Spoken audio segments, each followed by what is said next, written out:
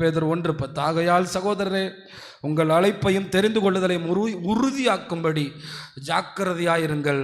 இவைகளை செய்தால் நீங்கள் ஒரு காலமும் இடறி விழுவதில்லை. எல்லாரும் சேர்ந்து வாசிப்போமா? எல்லாரும் சேர்ந்து வாசிங்க. உங்கள் அழைப்பையும், சத்தமா சொல்லுங்க, தெரிந்து கொள்ளுதலையும் உறுதியாக்கும்படி ஜாக்கிரதையாயிருங்கள்.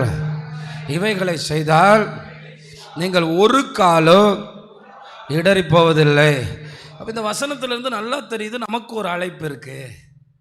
நம்மளை தெரிந்து கொண்டதுக்கும் நோக்கம் இருக்குது. புரிஞ்சுக்கிறோம்னா, தாவீதை போய் உட்கார வச்சு தெரிந்து கொண்டது ராஜாவாக்குறதுக்கு, சவுலை தெரிந்து கொண்டது ராஜாவாக்குறதுக்கு. நம்மளை தெரிந்து கொண்டதுக்கு இந்த பூமியில் ஒரு நோக்கம் இருக்குது. இதை கரெக்டாக நீங்கள் கண்டுபிடிக்கணும். பவுலப்போஸ்தலனை 3 நாள் உட்கார வச்சு உபவாசம் போட்டு அவர் 3 நாள் சாப்பிடாமல் இருந்ததுக்கு காரணம் ஒரு ப்ளூ பிரிண்ட் கொடுக்குறார். நீ ராயனுக்கு முன்னாடி நிற்கணும். சத்தமாக ரலிலே சொல்லுங்களேன். ராயனுக்கு முன்னாடி நிற்கிற வரைக்கும் உயிர் போக போகுதுனாலும், கப்பல் உடைகிறதுனாலும், தண்ணி உள்ளே வந்தாலும் அவர் நம்ப மாட்டார் நான் செத்து போவேன்னு. ஏன்னா அவர் வாக்கு கொடுத்துருக்காரு. நான் ராயனுக்கு முன்னாடி நிற்க வேண்டும் என்பது அவருடைய அழைப்பு. அந்த அழைப்பு முடியாமல் நம்ம சாக மாட்டோம். அப்போ உங்கள் இதயத்தில் தேவன் உங்களை எதற்காக தெரிந்து கொண்டார் என்கிறது தெரியுமா? உங்களுடைய தரிசனம் என்ன? உங்களை எதற்காக தேவன் பிடித்தார்? உங்களோடு தேவன் அதை உறுதிப்படுத்தி இருக்கிறாரா? நான் எதற்காக அழைக்கப்பட்டேன்? என்னுடைய அழைப்பு என்ன? என்னுடைய தெரிந்து கொள்ளுதல் என்ன? என்னை கொண்டு தேவன் என்ன செய்ய போகிறேன்? என் உடன் பிறந்தவர்களெல்லாம் ரட்சித்த பிறகுதான் என்னை ஆண்டவர் வைத்திருக்கிறாரா? இல்லை என் குடும்பத்தை, என் கணவர் குடும்பத்தை ரட்சிப்பதற்காக என்னை வைத்திருக்கிறார்? இல்லை என்னை சுற்றி கர்த்தர் ஒரு பெரிய மேன்மை வைத்திருக்கிறார்? எனக்காக தேவன் மிகப்பெரிய திட்டம் வச்சிருக்கிறாரு. நல்ல கவனிங்க, இதை நல்லா நீங்கள் புரிஞ்சுக்கிறணும். இதை புரியலைன்னா, எனக்கே இது வந்துச்சு, எனக்கே இப்படி ஆயிடுச்சு, எனக்கே இப்படி போயிடுச்சு, எனக்கே இந்த மாதிரி வந்துருச்சு. ஏன்னா ஆண்டவருடைய திட்டத்தை விட்டு வெளியே போகும்போது அவர் சில விஷயங்களை நம்ம வாழ்க்கையில் தாமதப்படுத்துறாரு. எதற்குனா, அவருடைய திட்டத்துக்கு நம்ம தயாராகணும். அல்லேலூயா. நல்லா புரிஞ்சுக்கிறணும். அந்த திட்டத்துக்குள்ளே நீங்கள் வர்றதுக்காகத்தான். அந்த திட்டத்தை விட்டு நீங்கள் வெளியே போயிடக்கூடாதுங்கிறதுக்காக நீ என் திட்டத்துக்குள்ளே இல்லைன்னு சொல்லுவார்.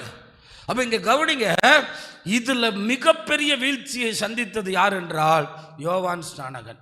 யோவான் ஸ்நானகன் இயேசுவுக்கு முன்பாக மரிக்க வேண்டும் என்பது அவன் பிறப்பதற்கு முன்னே சொல்லப்பட்டுச்சு. தெரியுமா உங்களுக்கு?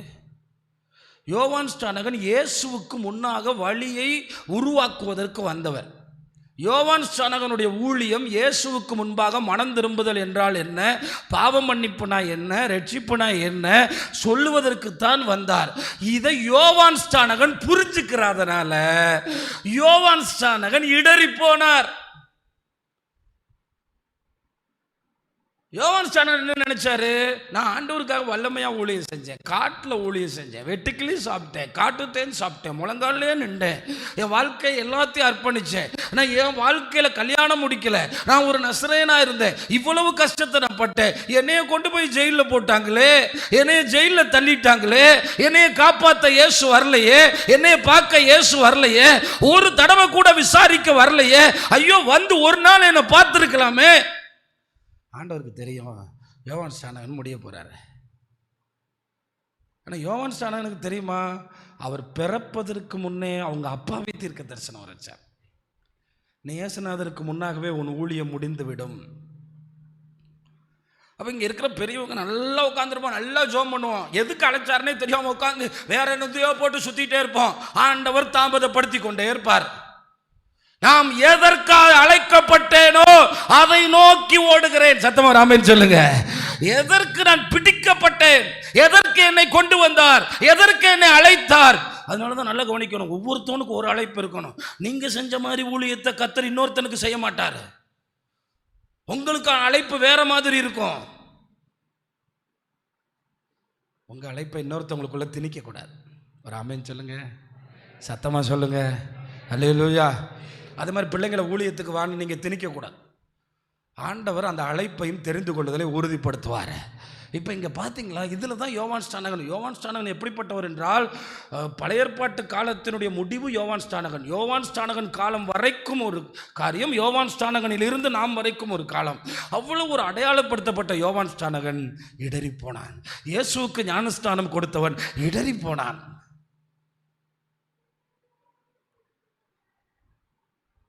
ஜெயிலுக்குள்ளே என்னை தள்ளிவிட்டார்கள் என்று நினைத்த போது நான் எச்சரிக்கத்தானே செய்தேன் ஏரோதை. அவன் தன் தம்பியினுடைய மனைவியை சேர்த்து வைத்தது தப்பு தானே, நல்ல ஊழியம் தானே, கெட்ட ஊழியமா செஞ்சேன். அதனால தான் மோசே ஜெபிச்சாரு, நாட்களை எண்ணும் ஞானம் நிறைந்த. ஒரு தேவ பிள்ளைக்கு 30 வயசுல தான் மரணம்னா அதை கர்த்தர் வெளிப்படுத்துவார். ஒரு அழிலே சொல்லுங்களேன். ஆண்டவருடைய பிள்ளைகளுக்கு எதையும் மறைக்க மாட்டார். அவரோட நெருங்கும் போது அவர் சத்தம் கேட்கும். நமக்கான ஊழியம் என்ன, எதற்கு என்னை இந்த இடத்துல வைத்திருக்கிறீர், இது இல்லாமல் சும்மா எங்கேயோ நம்ம சுற்றிட்டு இருந்தோம்னா நம்ம இடறி போவோம். த வெரி பெஸ்ட் சாம்பியன், மிகப்பெரிய தீர்க்கதரிசி, மிகப்பெரிய ஊழியம் செய்தவர், ஆயக்காரனும் வேதபாரகரும் பரிசேயரும் ஒரு காட்டுக்குள்ள லட்சக்கணக்கில் அவரை போய் சந்தித்தார்கள். அவர்கிட்ட ஞானஸ்தானம் எடுத்தா பரலோகம் போயிடலான்னு பேசப்பட்ட ஆளு. இவருக்குத்தான் இந்த வசனமே இயேசு சொன்னார். உங்களுடைய அழைப்பு சில நேரங்கள் ஐசியூல இருக்க வேண்டியது வரும், சில நேரம் அதை தாண்டி 50 நாள் ஆஸ்பத்திரியில் இருக்க வேண்டும். ஏன் தெரியுமா? ஆகையால் மேகம் போன்ற இத்தனை திரளான சாட்சிகள் நம்மை சூழ்ந்திருக்க, பாரமான யாவற்றையும் நம்மை சுற்றி நமக்கு நியமித்திருக்கிற ஓட்டம். பாஸ்டருக்கு என்னன்னு தெரியாது. இப்போ ஒரு உதாரணத்துக்கு சொல்கிறேன். பல நேரங்களில் ஊழியத்துக்கு வந்த புதுசில் ஒரே நாளில் 10 லட்ச ரூபா தேவைப்படும். நான் இதெல்லாம் புரிஞ்சுக்கிறாதன்னா ஆண்டவரை சொல்லுவேன், உமக்கு தானே கட்டுறோம் ஆண்டவர், இந்த விசுவாசிகளுக்கெல்லாம் கண்ணு தெரியுதா ஆண்டவர், 10 லட்ச ரூபா தேவை இருக்கா ஆண்டவர், யாருக்காவது ஒரு உணர்வு இருக்கா? இப்போ தான் புரியுது அழைப்பையும். இது என் மேலே விழுந்த அழைப்பு. நீங்கள் பாவம், நீங்கள் பாட்டுக்கு செலவு பண்ணுங்க. நீங்கள் கொடுக்கணுன்னாலும் ஆண்டவர் தான் உங்கள்கிட்ட சொல்லணும். ஒரு அலையிலே சொல்லுங்களேன், அது ஆண்டவர் தான். நீங்கள் கொடுக்காம இருக்கணுனாலும் ஆண்டவர் தான். அப்போ இங்கே இந்த பாரத்தை நான் தான் சுமந்தாகணும். இது என் மேல். உங்களுக்கு அந்த அவ்வளோ பெரிய கஷ்டம் வராது, உங்களுக்கு உங்களோட அழைப்பு. அப்போ தான் புரிஞ்சுக்கிட்டேன், இந்த விசுவாசியை காணிக்க கொடுக்கணுன்னாலும் கர்த்தர் செயல்படணும். அப்போ ஆண்டவர் இன்னும் கொஞ்சம் கூப்பிடுறாங்கிற லெவலில் நம்மளை நடத்துவார். இன்னும் கொஞ்சம் சார்ந்து இரு மகனேன்னு சொல்லுவார். இதுவும் அழைப்புன்னு சொல்லுவார். அவங்க கொடுக்கலையே இவங்க கொடுக்கலையே அவங்க மேலே பழிய போடாத. உன் அழைப்பு இது, இதில் நிலைச்சிரு, நான் நடத்துவேன். அழைத்தவர் நான் கைவிட மாட்டேன், அழைத்தவர் உண்மை உள்ளவர், நான் உன்னை விட்டு விலக மாட்டேன். இதை நீங்கள் நல்லா புரிஞ்சுக்கிறோம். சில பேர் பாருங்க அப்படியே திட்டுவாங்க, சில பேர் அப்படியே ஒரு ஆராதனையில் நீங்கள்லாம் காணிக்கையோ கொடுக்க மாட்டீங்களா, நீங்கள்லாம் இப்படி ஆயிடுவீங்களா?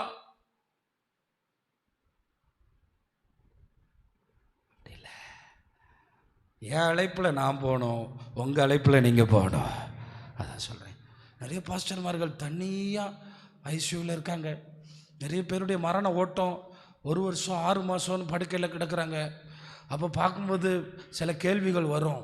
அழைப்பு என்ன, என்னை குறித்த நோக்கம் என்ன, என்னை குறித்த காரியம் என்ன, நிறைய என்ன ஓட்டம் யோவான் ஸ்நானகனுக்கு ஓடி இருக்கும்ல. எப்படி ஊழியம் செஞ்சேன், ஒருத்தன் கூட பார்க்க வரலையே. லட்சக்கணக்கான பேர் என்கிட்ட அப்படியே ஞானஸ்தானம் வாங்கிட்டு போயிட்டு. அது ஒரு காலம், அது ஒரு காலம். இப்போ முடிஞ்சிருச்சுப்பா. நான் சொல்கிறது எத்தனை பேருக்கு விளங்குது? அப்புறம் அந்த அம்மா பைத்தியம் மாதிரி தான், நான் நர்ஸுன்னு சும்மா போட்டு நோட்டு புத்தகத்திலலாம் ஊசியை போட்டுக்கிட்டு இருக்கோம். அது அந்த வேலை முடிஞ்சிருச்சு. இனி நமக்கான அழைப்பினுடைய முடிவில் வந்திருக்கலாம். ஆனால் அந்த அழைப்பை காத்துக்கொண்டு அவர் நியமித்த பாதையில் ஓட வேண்டும். அதனால் நான் எவ்வளோ சீக்கிரம் ஓடினாலும் ஒலிம்பிக்கில் ட்ராக் மாதிரி ஓடுனா கண்டிப்பாக என்ன கிடைக்காது. எனக்கு நிறைய கிறிஸ்தவங்க அந்த அவன் வேறு மாதிரி போயிட்டான் பிரதர், அவன் அதை படிக்கிறான், ஓன் ட்ராக் என்ன, அவன் அந்த டிகிரி படிக்கிறான், ஓன் ட்ராக் என்ன, ஓன் அழைப்பு என்ன, என்னைக்காவது 12th முடிச்சுட்டு என்னை எதுக்கு அழைச்சிங்கப்பா கேட்டிருக்கோமா?